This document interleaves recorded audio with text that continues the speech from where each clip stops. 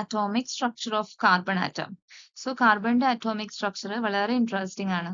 Carbon ആറ്റത്തിന്റെ central ന്യൂക്ലിയസിൽ 6 പ്രോട്ടോൺസും 6 ന്യൂട്രോൺസും ഉണ്ട്. അപ്പൊ നമുക്കറിയാം ഇലക്ട്രോൺസുകൾ അറേഞ്ച് ചെയ്തിരിക്കുന്നത് അതിന്റെ ഷെല്ലുകളിലാണ്.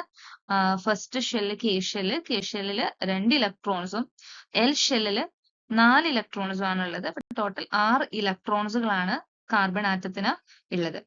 സോ ഔട്ടർ ഷെല്ലിൽ 4 ഇലക്ട്രോൺസ് ഉള്ളത് കൊണ്ട് കാർബൺ ഒരു ടെട്രാവാലന്റ് ആണെന്ന് പറയാം. അതുകൊണ്ട് തന്നെ ഇതിന് പല കോമ്പൗണ്ട്സും രൂപപ്പെടുത്താൻ വേണ്ടി സാധിക്കും. പല അലോട്രോപ്സ് ഉണ്ട്. അതിൽ പ്രധാനപ്പെട്ട അലോട്രോപ്സ് ആണ് ഡയമണ്ട്, ഗ്രാഫൈറ്റ് ആൻഡ് ഫുള്ളറൈൻ. സോ ഡയമണ്ടിൽ ഓരോ കാർബൺ ആറ്റവും 4 മറ്റ് കാർബൺ ആറ്റത്തിനോട് കോവലന്റ് ബോണ്ട് വഴി ബന്ധിപ്പിച്ചിട്ടുണ്ട്. സോ ഇതുമൂലം ഒരു ശക്തമായിട്ടുള്ള ഒരു 3 ഡയമെൻഷണൽ സ്ട്രക്ചർ രൂപപ്പെടുന്നു. സോ അതുകൊണ്ട് ഏറ്റവും കഠിനമായ ഒരു ഡയമണ്ട് എന്ന് പറയുന്നത് ഏറ്റവും കഠിനമായ ഹാർഡസ്റ്റ് ആയിട്ടുള്ള ഒരു പ്രകൃതിദത്ത വസ്തുവാണ്. സോ ജ്വല്ലറിയിലും കട്ടിംഗ് ടൂൾസ് ഇതിനൊക്കെ നമ്മൾ ഈ ഡയമണ്ട് യൂസ് ചെയ്യുന്നത്. അതുപോലെ ഗ്രാഫൈറ്റിൽ ഓരോ കാർബൺ ആറ്റവും 3 മറ്റ് കാർബൺ ആറ്റത്തിനോട് ബന്ധിപ്പിച്ചിരിക്കുന്നു. കാർബൺ ആറ്റംസ് ഹെക്സഗണൽ ലെയേഴ്സ് ആയി ക്രമീകരിച്ചിരിക്കുന്നുണ്ട്. എന്താ പറയാ, ലെയേഴ്സ് തമ്മിലുള്ള ബന്ധം വളരെ ദുർബലമായതിനാൽ ഗ്രാഫൈറ്റ് സോഫ്റ്റ് ആൻഡ് സ്ലിപ്പറി ആണ്.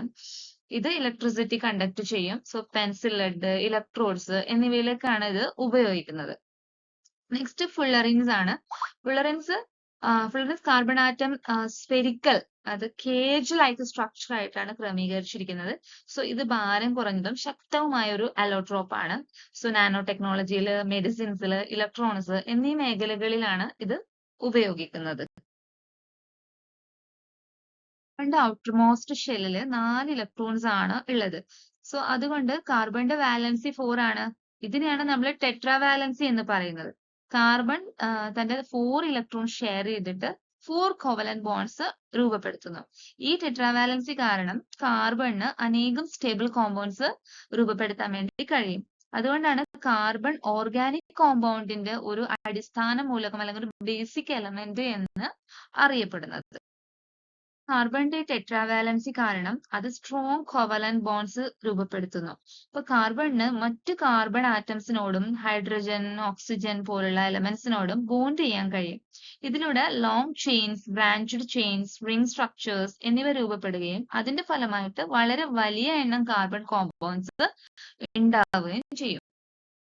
എന്നത് കാർബൺ ആറ്റംസ് പരസ്പരം ബോണ്ട് ചെയ്ത് നീണ്ട ശൃംഖലകൾ, ചെയിൻസ് രൂപപ്പെടുത്തുന്ന കഴിവാണ്.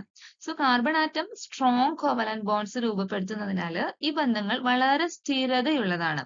ഇപ്പൊ കാർബണിന് സ്ട്രെയിറ്റ് ചെയിൻസ്, അതായത് നേരെയുള്ള ശൃംഖലകൾ, ബ്രാഞ്ച്ഡ് ചെയിൻസ്, അങ്ങനെ ശാഖകളുള്ള ശൃംഖലകൾ, അതുപോലെ റിംഗ് സ്ട്രക്ചേഴ്സ് ലൈക്ക് വളയാകൃതിയിലുള്ള ഘടനകൾ എന്നിവ രൂപപ്പെടുത്താൻ വേണ്ടി കഴിയും. ഈ പ്രത്യേകത കാരണം വളരെയധികം ഓർഗാനിക് കോമ്പൗണ്ട്സ് രൂപപ്പെടുന്നു. അതിനാൽ കാറ്റനേഷൻ ആണ് കാർബണിന്റെ ഏറ്റവും പ്രധാനപ്പെട്ട പ്രത്യേകതകളിൽ ഒന്ന്.